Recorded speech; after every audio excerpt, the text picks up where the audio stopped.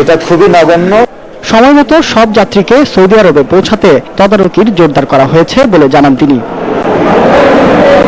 Sohrab Hossain, Jamuna news, Dhaka. শুরু হয়েছে ঢাকা বিশ্ববিদ্যালয়ের অনলাইন ভিত্তিক ভর্তি কার্যক্রম। সকালে এই কার্যক্রমের উদ্বোধন করেন উপাচার্য আ.ম.স. আরিফিন সিদ্দিক। এখন থেকে ভর্তিচ্ছু শিক্ষার্থীরা ইন্টারনেটে ভর্তি আবেদন ও পরীক্ষার প্রবেশপত্র সংগ্রহ করতে পারবেন। এবছর 7 সেপ্টেম্বর পর্যন্ত শিক্ষার্থীরা ভর্তি পরীক্ষার জন্য আবেদন করতে পারবেন। টাকা জমা দিতে পারবেন 8 সেপ্টেম্বর পর্যন্ত। খ ও চ ইউনিটের প্রবেশপত্র ডাউনলোড করা যাবে 11 সেপ্টেম্বর এবং ক, গ ও ঘ ইউনিটের প্রবেশপত্র 15 সেপ্টেম্বর বিকাল 3টা পর্যন্ত সংগ্রহ করা যাবে।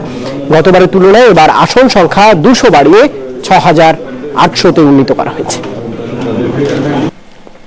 Department of organisation strategy and leadership সেখানে আমরা করব। অন্যান্য এক্সিস্টিং বিভাগেও কিছু কিছু বাড়াচ্ছি। তো সব মিলে 200-250 মতো আমরা হয়তো অ্যাকোমোডেট করতে পারবো। ব্যাংকিং এন্ড ইন্স্যুরেন্স আমরা 50 জন বাড়াচ্ছি। জঙ্গিদের বিচার দ্রুত নিষ্পত্তি করতে আসামির আপিলের সুযোগ বাতিল করার পরামর্শ দিলেন রাষ্ট্রের সর্বোচ্চ আইন